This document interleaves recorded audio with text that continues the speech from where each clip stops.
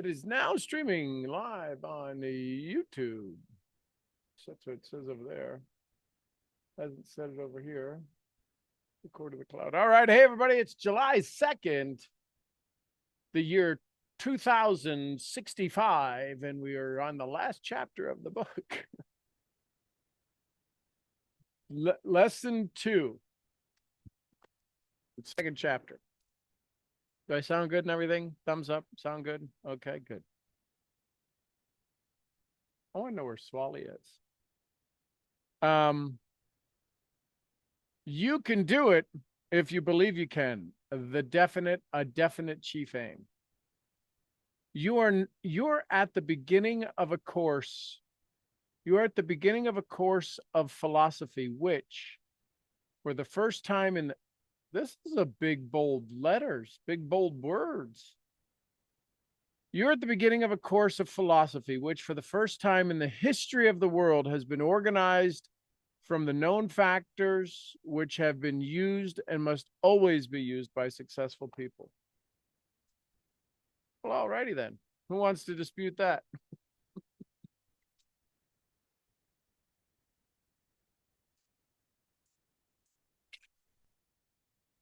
That's pretty powerful. Literary style has been completely subordinated for the sake of stating the principles of laws included in this course in such a manner that they may be quickly and easily assimilated by people of every walk of life. So is this the first reference of if I could do it, you could do it? Some of the principles described in this course are familiar to all who will read the course. Some of the principles described in this course are familiar to all who will read the course. Others are here stated for the first time. It should be kept in mind from the first lesson to the last that the value of the philosophy lies entirely through the stimuli it will produce in the mind of the student and not merely in the lessons themselves. Ding, ding, ding, ding, ding, ding, ding, ding, ding, ding, ding, ding, ding, ding, ding, ding, ding, ding, ding. We have a winner. What does that say? Something popping up on my screen. Set up professional audio settings because I was playing the music. What does that mean? Test mic. It's working. Okay. That was funny. So did you hear that? And that was a distraction to keep us all from hearing that last sentence. Stated in another way, okay, some of the principles described in the course are familiar to all who will read the course. Others will be stated for the first time. It should be kept in mind from the first lesson to the last that the value of this philosophy lies entirely in the thought stimuli it will produce in the mind of the student, not merely the lessons themselves. What did Napoleon Hill say in Think and Grow Rich?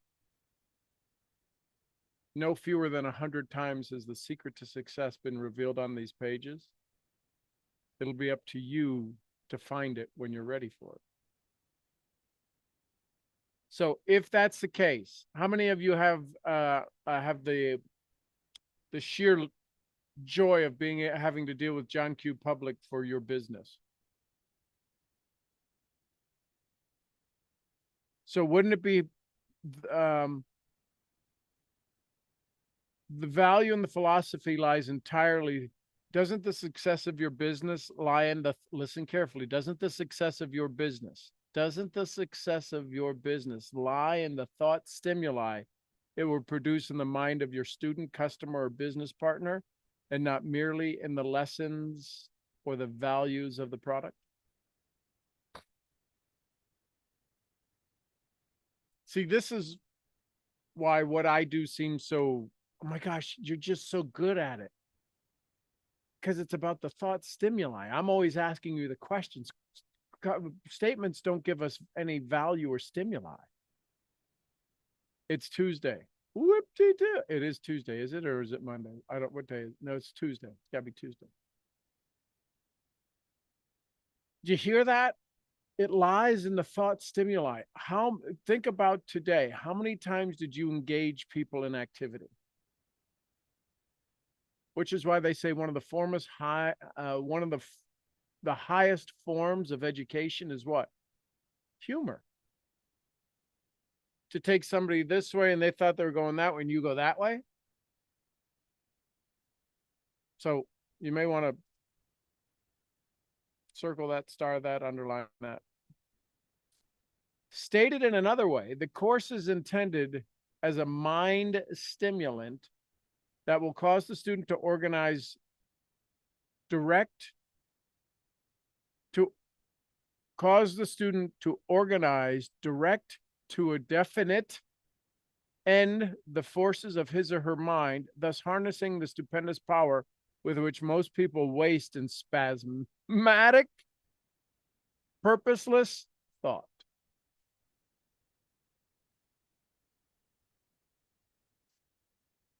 Stated in another way, this course is intended as a mind stimulant that will cause the student to organize, direct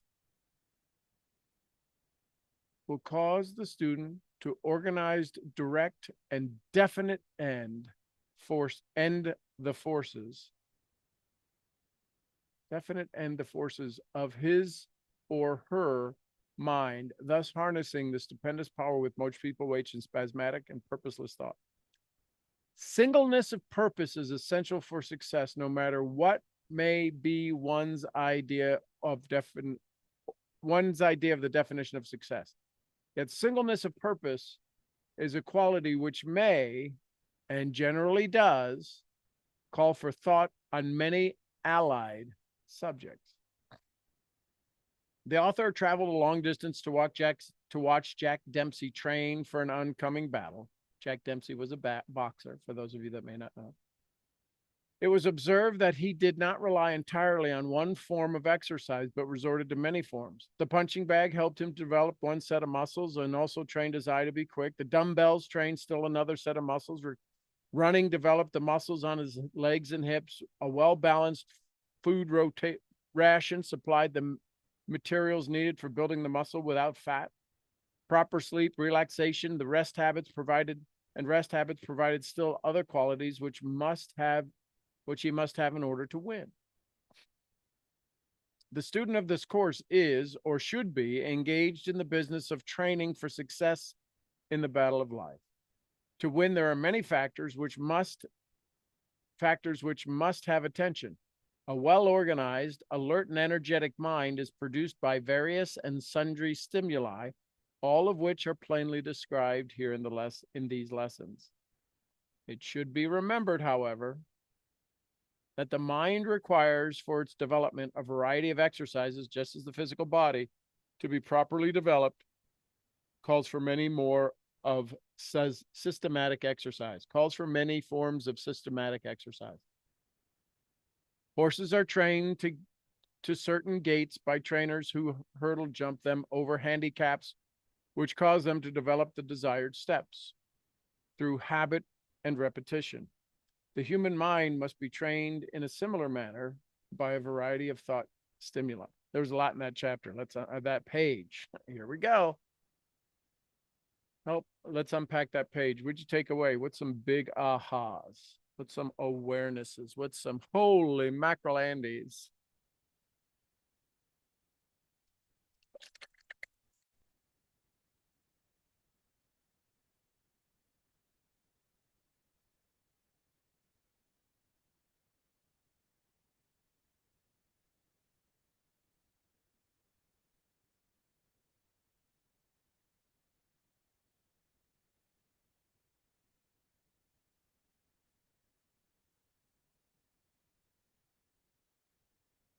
Well, I'm going to give it a shot.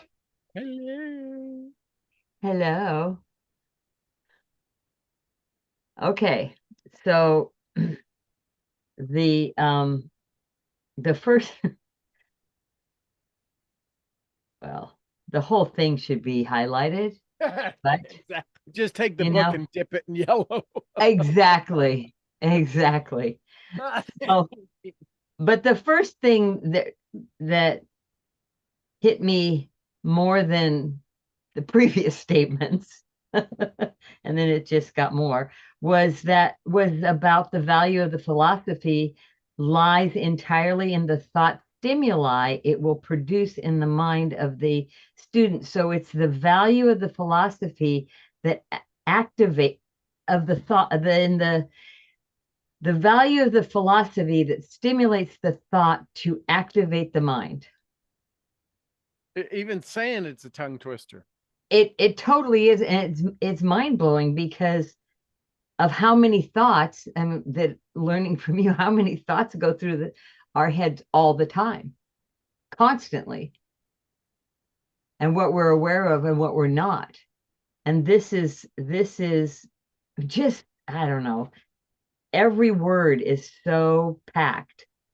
This was the first aha that I wasn't yet drowning.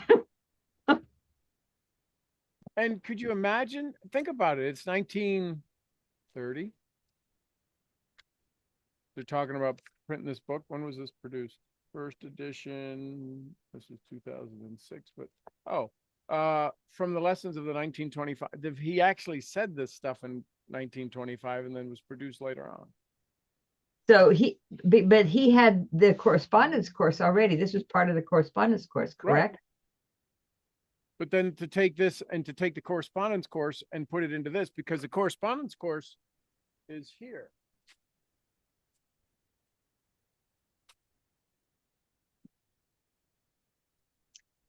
Oh my. Look how small that print is. I can't even see you, let alone what you're holding. Oh, okay, that's less than 10. Forget it. It's probably right at 10. And I bet you they didn't have Audible then. No. But still, and this is a correspondence course where one is reading it, the student is reading it and sending in the assignment, not actually interacting on a regular basis with the author. Isn't it funny how even in writing, reading was such a noble, literally a noble activity. Who had books? I mean, when they used to handwrite the books and embellish them and embolden them and all of that stuff. But to think about it, it should be kept in mind from the first lesson to the last that the value of the philosophy. So the value of the philosophy. Is there one philosophy? Is there a philosophy in the first lesson all the way through to the last lesson? Is it the same philosophy? Well, the name of this chapter, or the title of this chapter, is The Definite Chief Aim. So it's the philosophy they're speaking of. Of the philosophy of having a definite chief aim. That everyone has a purpose. That yet, have they? No. Organized knowledge they talked about. Organized from known factors which have been used and must always be used by successful people. See, there's factors that are always used by people. Didn't say that. Successful people. Literary style has been completely subordinated. Somebody help me understand that. They didn't make it fancy. They didn't make it elegant. They didn't make it posh or gauche. They just said, we're going to nuts and bolts, meat and potatoes. We're going to give you the skinny on it. Included in this course in such a manner that they may be quickly and easily, doesn't say learned, assimilated. It says assimilated. You have to make it a part of your cellular DNA, blood work, everything. May be assimilated by people in every walk of life. Doesn't say successful people, because you're looking for success. Aren't you looking for success? So if you're looking for success, every walk of life is looking for success. You're going to have to assimilate transform, right? You're going to have to transform into something new. Can't stay the same.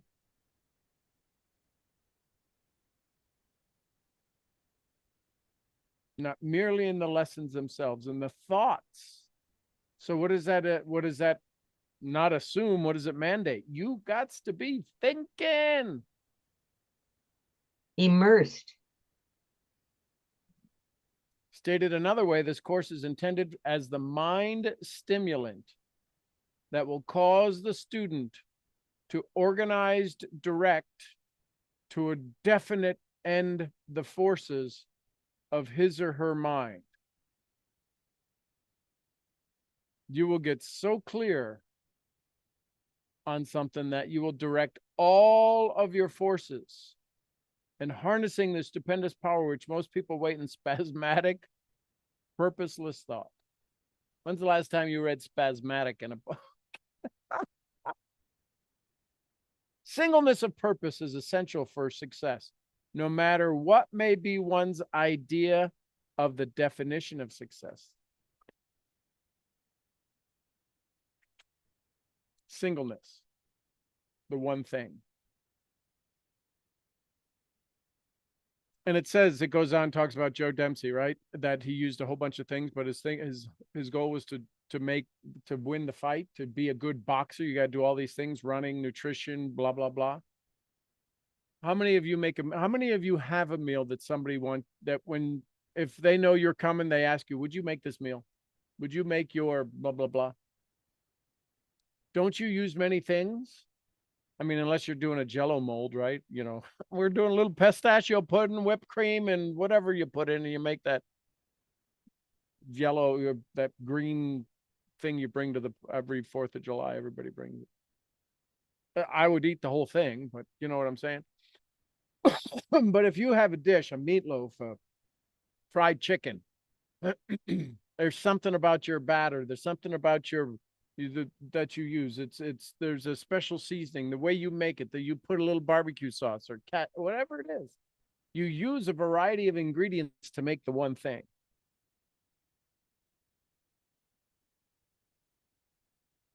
Some of you have heard me say this expression before. Rolls-Royce has an expression that says their cars never break down. They fail to proceed. They don't break down. They fail to proceed.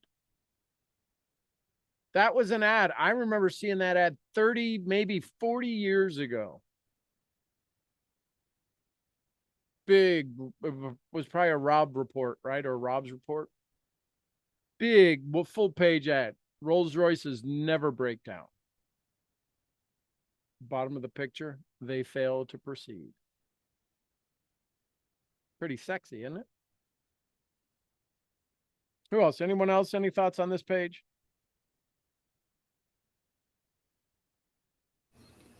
Well, it was the singleness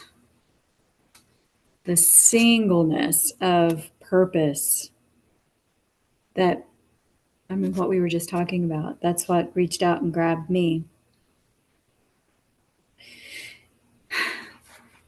So do you see where they even give you space on this? They don't say a single purpose. They say a singleness. Right. A possibility of a single. It's single, but it's more nest than single. It's a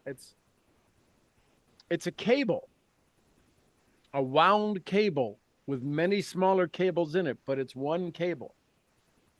In the Bible, it says 3 strands woven together can't be broke, or something to that extent.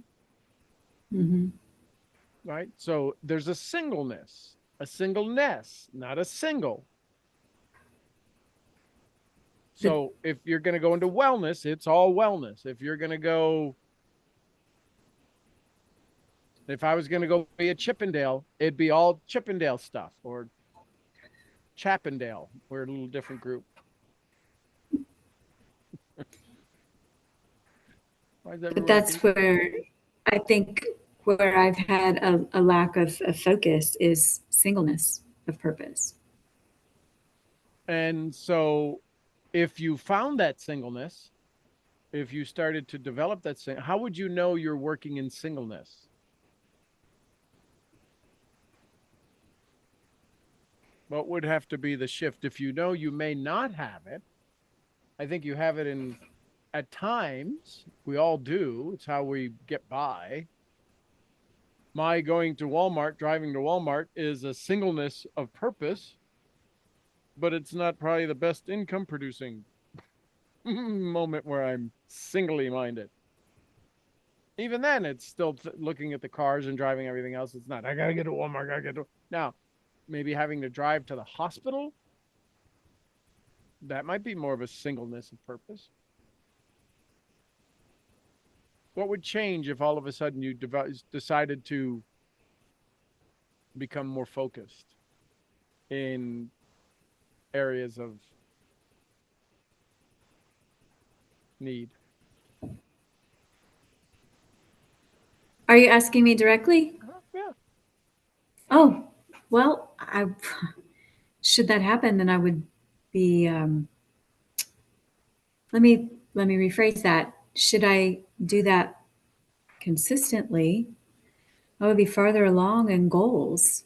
Okay. And then, after one, I'm going to just use the word purpose is complete, then you can shift and focus on another one, or body of work, I guess, is a better way to say that. So what might be something, if you had to, not that you have to, but if you decided to focus on singularly, what might that be? What target could you shoot at that would be one? Because even, okay, so let's say we're all on an archery contest,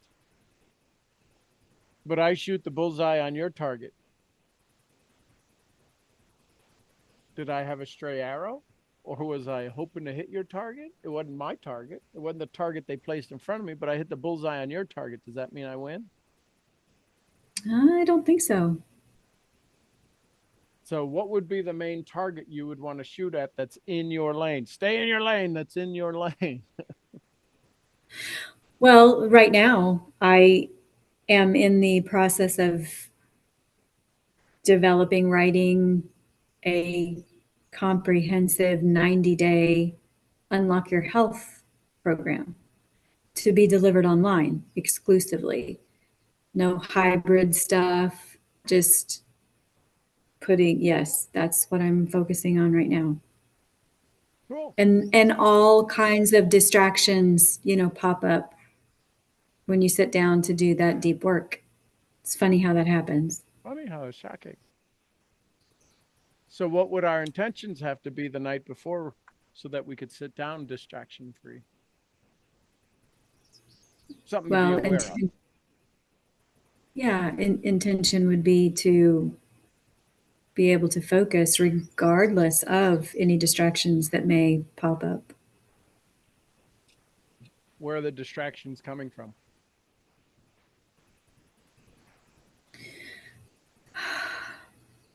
Well, it's a combination of internal and external for me. So which ones might you have more control over? Internal. So the external are. Depending upon how big of a distraction are, they don't need. If the UPS truck comes and I don't go out to meet him, he'll leave the packages. They know the dogs. If not, they'll know the dogs. But sometimes I like to go out and see him. He's a cool guy. He gives the dogs biscuits. He knows their names. It's nice to see. It's nice to see another human. Guy came by today to fix the stove. He goes, "Man, what a great view." He said, "But I don't know if I could live out here. This is this is in the country." I'm like, "I don't think it's far enough. I can still see my neighbors. I got to where I only see one neighbor." So, yeah, singleness of purpose. Love it. Focus on it. So set your intention tonight. All the external distractions will not be enough to keep me away from my focus. I'm glad that I get to wake up tomorrow fully focused, energized, and engaged in my dreams and my wants and my wishes.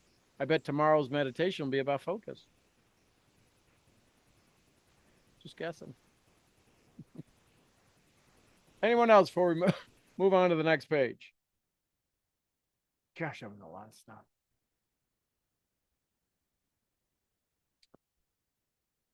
The human mind, Swally's back inside. The human mind must be trained in a similar manner by a variety of thought-inspiring stimuli. You will observe before you have gone very far into this principle. I guess so. The principle they're talking about, you are at the beginning of a course of philosophy, which, for the first time in history of the world, has been organized from the known factors which have been used by. Okay, so definite chief aim is, I guess, the philosophy they're talking about. You will observe before you've gone far into this philosophy, that the reading of this lesson will, somebody's going to have to help me on this one, will superinduce, reading of these lessons will superinduce, I have never seen that word in writing before. It's superinduce, right? That's how you'd say it. This is yes, this is no. Okay. Superinduce a flow of thoughts covering a wide range of subjects. For this reason, the student should read the course with a notebook and a pencil at hand, and allow the practice of recording these thoughts or ideas as they come into mind. Why? Because the value of this philosophy lies in the thought stimuli it will produce in the mind of the student. When a plan comes together. By following the suggestion, the student will have a collection. Could you imagine if you're listening to this and you just happen to cross my page? You'd be like, what is this cuckoo guy doing? By following the suggestion, the student will have a collection of ideas by the time the course has been read 2 or 3 times. God help us all. Sufficient to transform his or her entire life plan.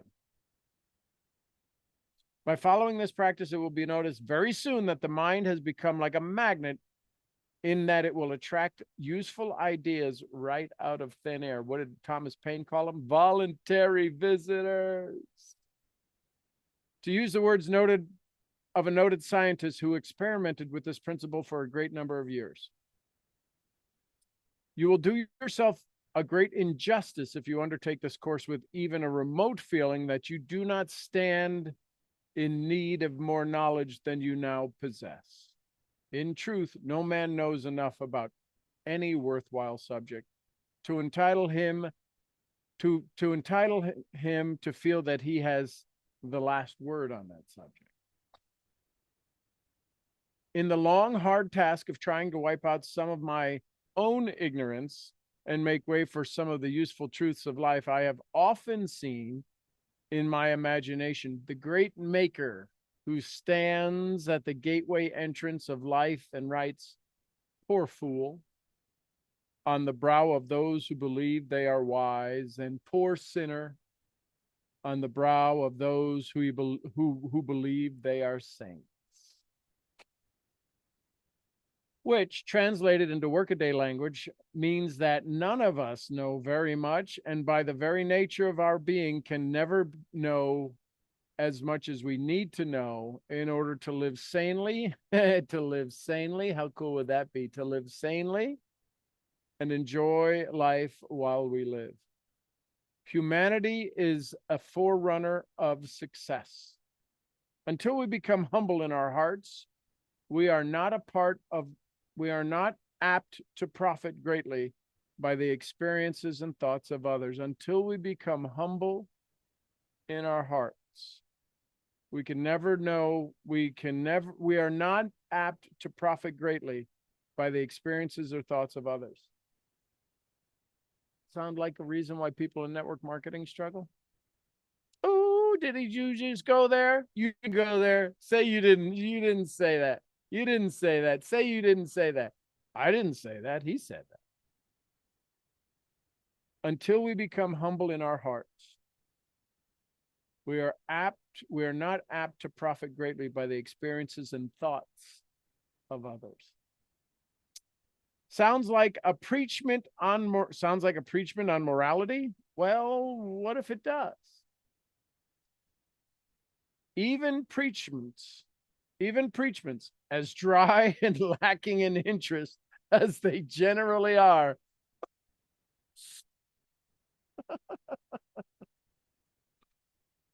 may be beneficial if they serve to reflect the shadow of our real selves so that we may get an approximate idea of our smallness and superficiality. How many of you do you want to sing the song? Supercalifragilisticexpialidocious. If you like it, it might be quite atrocious. Then you better. Supercalifragilisticexpialidocious. A squirrel. Success is largely predicted upon our knowing men. Y'all hear that?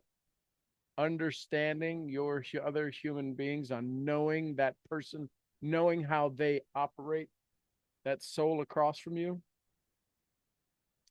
Success in life is largely predicted upon our knowing men. The best place to study the man animal, I'm a man animal. The man animal is in your own mind, by taking as accurate an inventory of possible of you self your own. When you know yourself thoroughly, if you ever do, you will also know much about others. To know others, not as they seem to be, but as they really are, study them through the, wow. You ready for the master class? The posture of their body, as the way they walk, the tone of their voice, and the quality, pitch, and volume. The eyes, whether they shift or direct. And 4, the use of words, like, like they tend, like the trend, like, like they say the trend, like nature, and like quality, like, like the way they say it. The use of the words, their trend, their nature, and their quality. Through these open windows, you may literally walk right into a man's or woman's soul and take a look at the real man or woman. Go a step farther. If you would like to know men, study them when angry, when in love, when money is involved, when eating, alone and unobserved, as they believe. When writing, when in trouble, when joyful and triumphant, when downcast and defeated, study them then. When facing catastrophe, study them of hazardous nature. Study them when trying to make good impressions. I want to make a good impression. You suck at it. When informed of another's misfortune, how do they respond? Study them then. When informed of another's good fortune, study them then. When losing in any sort of game or sport, don't be around me when you study me when that happens. When winning at a sport, when alone in meditative mood, before you can know, and we're talking about the definite chief aim. Let's find out how all this intertwines. Before you can know any man as he really is, you must observe him in all the foregoing moods and perhaps more, which is practically the equivalent of saying that you have no right to judge others at sight. Appearances count. There can be no doubt of that, but appearances are often deceiving. This course has been designed that the student who masters it may take the inventory of himself and of others by other than snap judgment methods. The student who masters this philosophy will be able to look through the outer crust of personal adornment, clothes, so-called culture, and the like, and down deep into the heart of all about him. This is a very broad promise. It would not have been made if the author of this philosophy had not known from years of experimentation and analysis that the promise can be met. Some who have examined the manuscripts of this course have asked why it is not called a course in master salesmanship. The answer is that the word salesmanship is commonly associated with the marketing of goods or services, and it would therefore narrow down and circumscribe the real nature of the course. It is true that this is a course of master salesmanship, providing one takes a deeper than average view of the meaning of salesmanship. What did Zig Ziglar say sales is? The transference of enthusiasm. This philosophy is intended to enable all those who master it to sell their way through life successfully with a minimum amount of resistance and friction. Such a course, therefore, must help the student organize and make use of much truth, which is overlooked by the majority of people who go through life as mediocres. Not all people are so constituted that they wish to know the truth about all matters vitally affecting their life. One of the greatest surprises the author of this course has met with in connection with the research activities is that so few people are willing to hear the truth when it shows up their own weaknesses. We prefer illusions to a reality. Somebody should get that on a t-shirt. We're going to end there, unless the next sentence is really cool. I doubt it. New truths, if accepted at all, are taken with the proverbial grain of salt. Some of us demand more than a mere pinch of salt. We demand enough to pickle new ideas so they become useless. We're going to end it there. 7-24.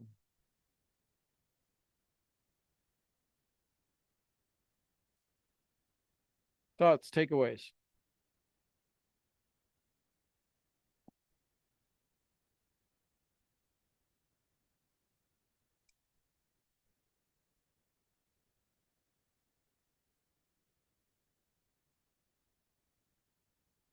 Sean, Go ahead, Roz.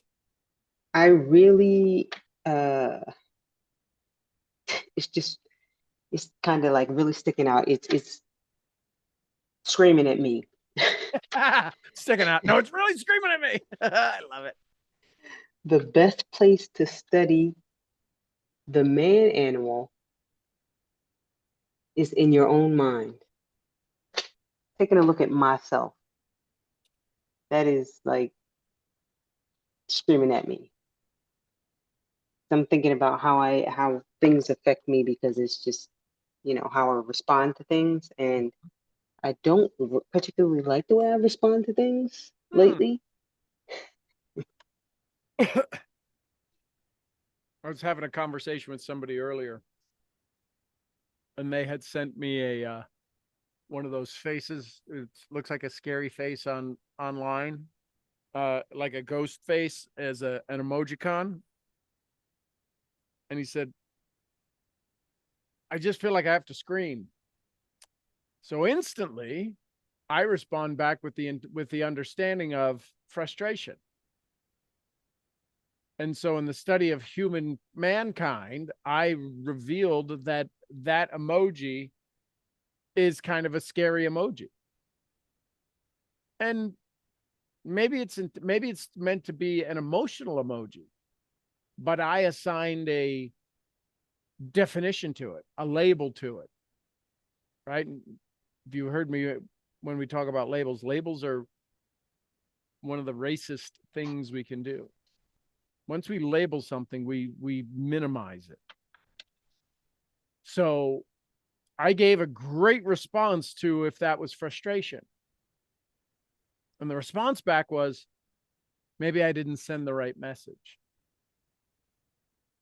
And so instantly a Wayne Dyer moment appeared to where the response could have been the correct response, but it was literally my intention behind it. So in studying my own mind, my next time I see something that I believe is one way, which I'm usually 9 times out of 10, I will usually say, so how does that make you feel? What does that feel like? What does that look like? What does that sound like? Versus, hey, I know what it is, and let me give you a page response. So yeah, that happens to all of us all the time. And so congratulations, JM, through yourself on the awareness of it, because that is a powerful self-awareness. Because it happened to me today, and I teach this. At least I hope I do better than teach it. I hope I live this stuff. And today's still a cat cut out of the bag. Thank you, thank you, thank you. You're welcome, welcome, welcome. So what do you do with this awareness now? Dang it, I was done. My ability to respond, because that's I mean, how I respond is definitely up to me. So being more aware, like I've been saying it to myself, but like hearing you read it, I think just it's like I said, screaming at me, like you have to do better than you're doing. The student of this course the student of this course is or should be engaged in the business of training for the success in the battle of life.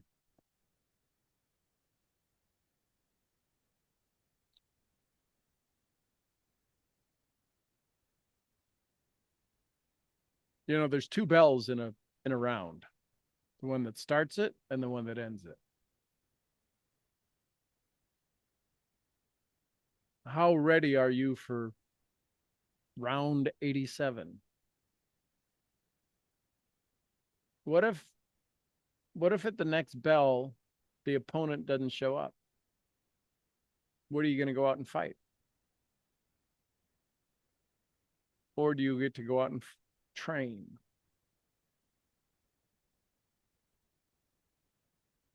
Is that something that might be an acceptable understanding? The bell is always going to ring. You're either going to be fighting or you're going to be training. What do they call it when a boxer goes into the ring and fights somebody that they're not fighting, they're practicing? Can you go out and spar? When you respond, can you respond to build the strength in the other opponent? Because I can tell you, you do not want to get into a fight with me. A fight of the mind. Now, if you know how to push a button and shut my mind down, I'm a pushover, baby. I'm a pushover. If you don't, I wouldn't suggest it, but I wouldn't go there. But I've sparred with people all over the world. Some people may see it as a fight. I see it as a challenge. I know their intention isn't to hurt me. Their intention, right? Oh, you're right. That doesn't make it. That doesn't make me right. That just means the argument's over. So can you spar when you get agitated, frustrated, fatigued? Can you use it as a chance to spar to make yourself stronger, realizing you got hit when they did those big hands and whack, whack, whack, whack, right? Can you spar with somebody? And do they know that you're sparring? That's what a mastermind does. It sharpens each other's abilities.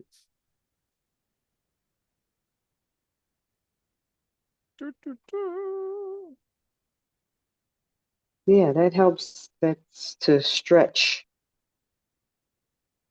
the mind, and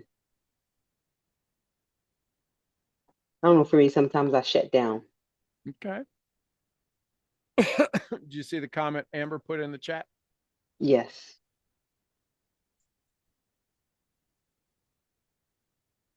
And remember, shadow boxing is boxing with the shadow, not hitting yourself.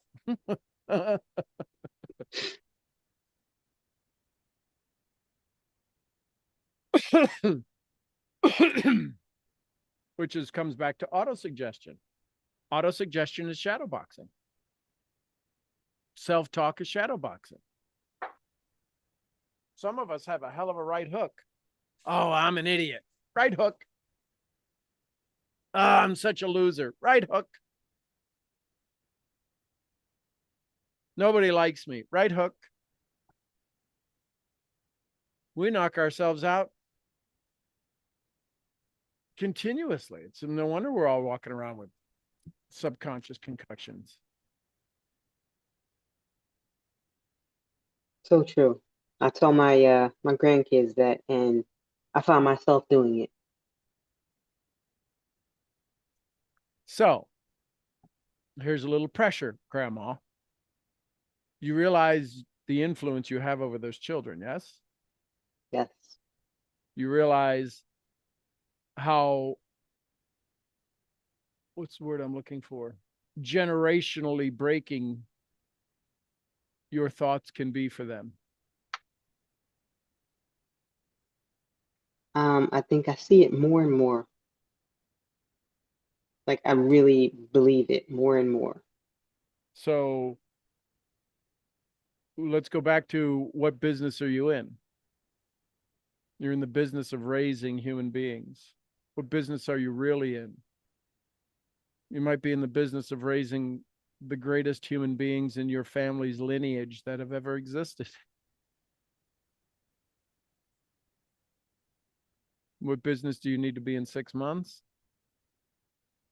A hell of a lot better at raising better human beings.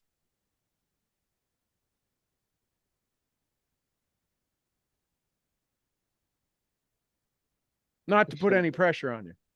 For sure. It's a big responsibility, but I get to do it. And I often say, as much as sometimes I want to get frustrated with the situation, I do understand that it is a privilege to have them with me, to be able to spend so much time with them and to teach them the things that, you know, I would hope that would help them to be, the best human beings possible. So how many of the old ways do you think are still valid? Or Too many. which of the old ways are still valid? Then find a way to teach those old ways to new dogs.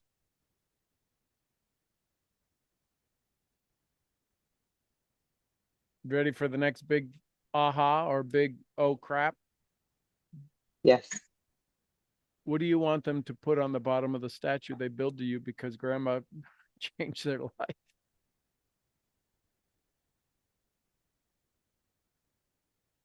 Wow.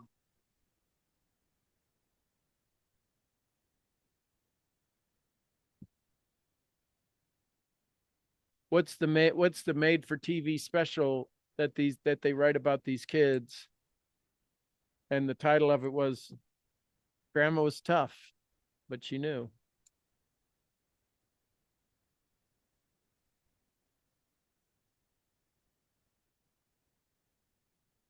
I love that. Just saying, some thoughts to ponder. Thank you, Sean. You're welcome. Who else? Any last thoughts, comments, questions?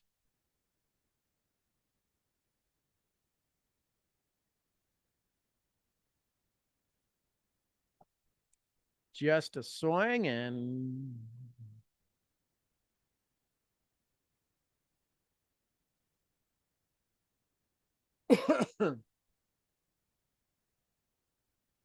wow, this is gonna be, let's see how many more pages are in this chapter.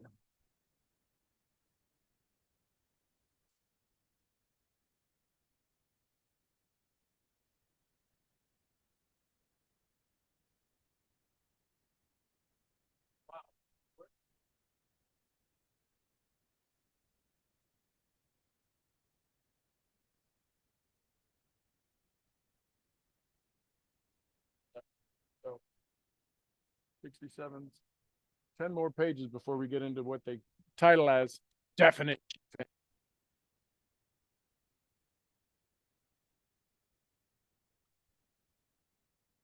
Spent in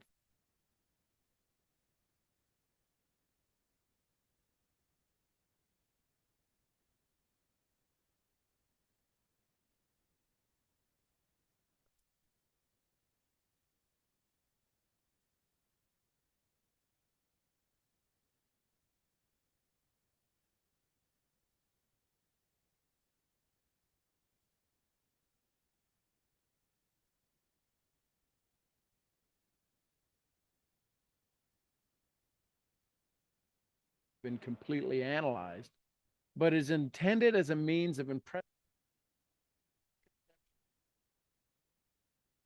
of some nature and of a value of understanding the principle of organized effort as it means to attaining the necessary power with which to materialize your definite purpose. Wrigley.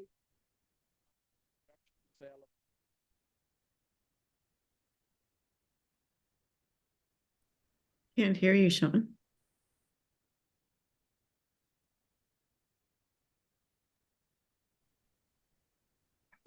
It must be really good.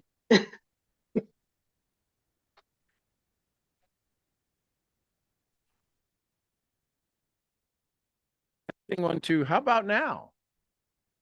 That was funny. It just, I'm talking and I have a mixer over here that turns the light green. And while I'm talking, it just wasn't green at all. So this is talking about the object. Did you hear the object of the lesson? Did you hear any of that?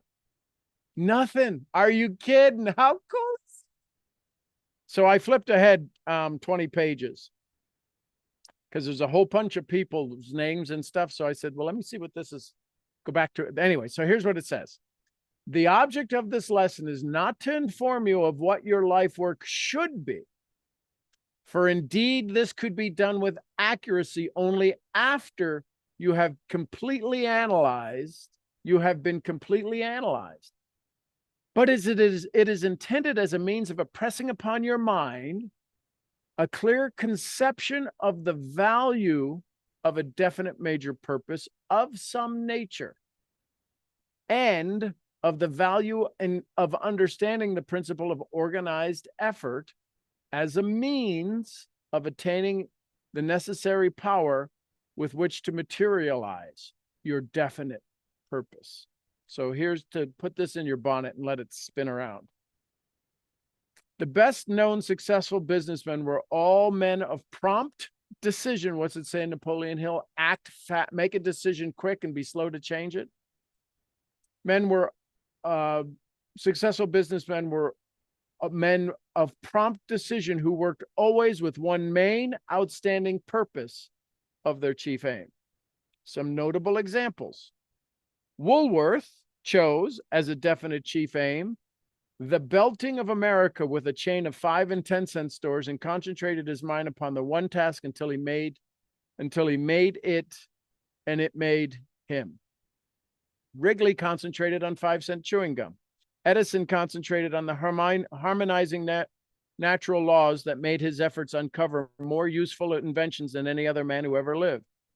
Henry Doherty concentrated on the building and the operation of public utility plants and made himself a multimillionaire. Ingersoll concentrated on a dollar watch and grindled the earth with tickers and made this one idea yield him a fortune. Statler concentrated on the home-like hotel service and made himself a worthy as well as useful to millions of people who use his service. Barnes concentrated on the sale of the Edison dictating machine.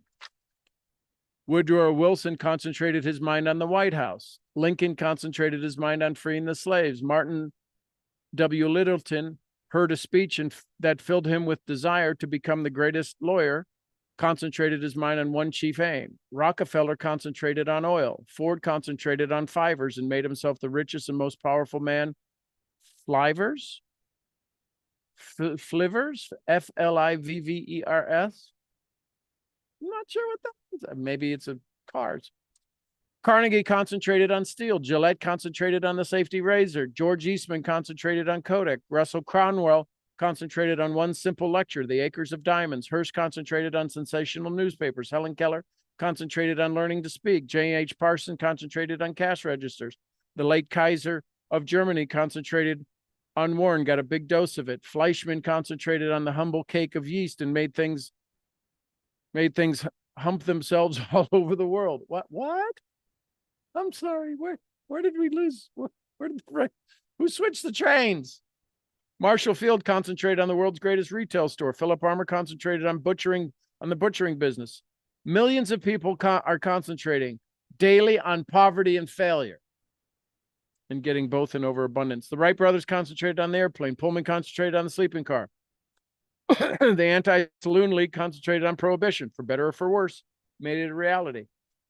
Thus it will be seen that all those who succeed with some definite outstanding aim as an object of their labors. So I just said that because it listed all of these people. And so what their definite chief aim was to concentrate on one target. I'm going to concentrate on wellness. I'm going to concentrate on personal undevelopment. What are you going to concentrate on? Wrigley chewing gum, we know them as that, right? We know all of these things. Hershey's, chocolate. We know all of these things because they concentrated on that one thing and they became good at one thing. Their definite chief aim was to make sleeping cars, Pullman, the sleeping cars. Now they're the most revered sleeping cars you can get if you can find them and refer. Right? They were a sign of elegance. Ferrari focuses on going fast. Lamborghini focuses on going fast.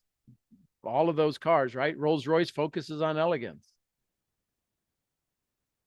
Tesla focuses on electric cars. Talk about that guy. Tesla, X, Twitter, SpaceX. When do you take a break? Do you think they all knew their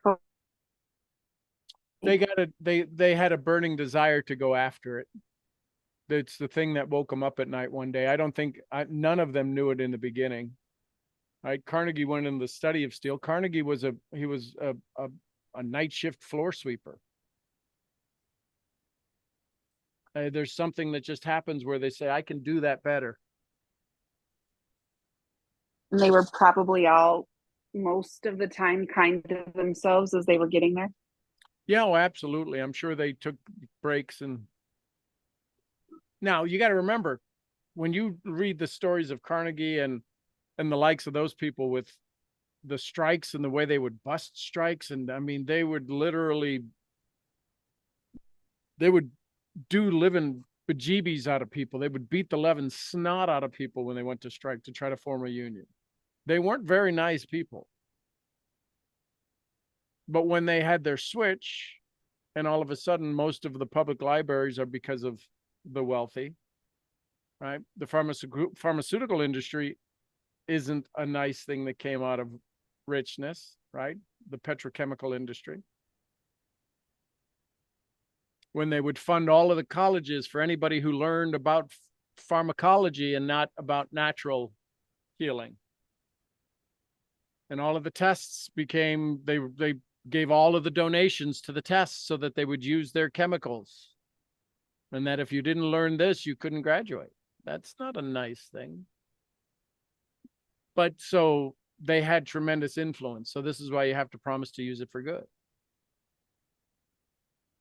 So what's that thing? What's that one thing? Mine's personal undevelopment. I want to undo all of the stuff that's been done to people. Well, how are you going to do that? You got a $1 billion industry against you. Well, it only takes inserting into the proper part of the DNA of that structure to make it reformulate. It starts with the kids. And if you didn't have that $1 billion industry, there would be no need for undevelopment. So sometimes those adversities in front of us are exactly what we need. Yep. To be able to do our focus. So all of us have our city hall we got to go fight. We're literally looking at buying or renting a piece of property in town so I can run for mayor. So I have to have a residence in the city. Could you imagine that? The mayor of Clinton. I didn't know it was a paying job. I mean, I knew it kind of paid, but it pays $68,000. Are you kidding me?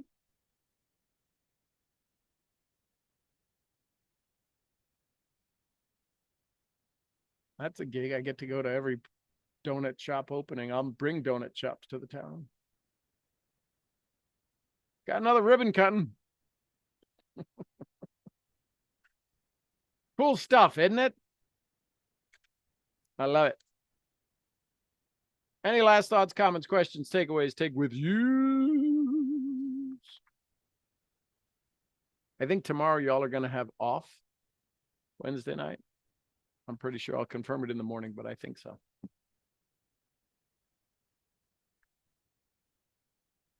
Anyone else? Y'all good?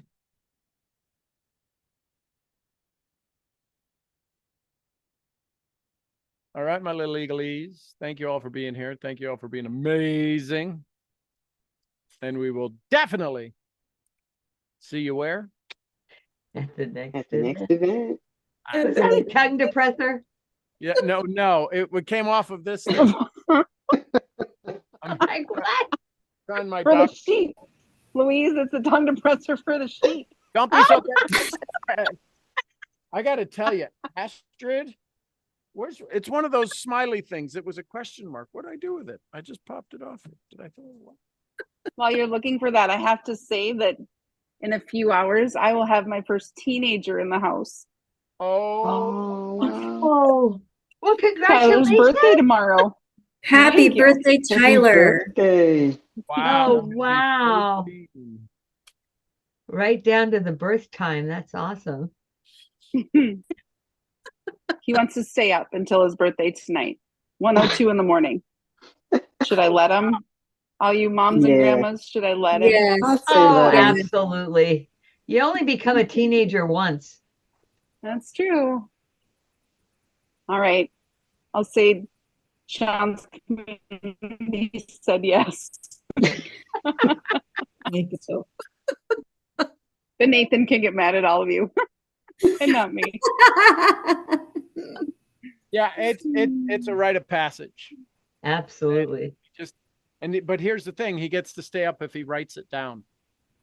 Oh, He gets If he to writes what down? if he writes down, it's now 1:02. What time is it? 1:02. 1:02 in the morning, and I just turned 13, and now I get to go to bed. All right. yeah. I'll tell him. That's And a great idea. That's got to go in a box that goes in the keepsake box. So when his kids are born at 2 in the morning, so Okay. I'll pass it on. Thank you. Thank you. Thank you. thank you. Tell him don't call me. You should text me. Have him text me, or you text me. I'm not going to be awake. What are you talking about? I'm going to bed. I was Yeah, up that late for him once. That's enough. he yeah, he should write it down, do a selfie of it. All right. That's a rite of passage. All right. I love y'all. That's awesome. That's a great story. That'll be good. Yeah, that'll be fun.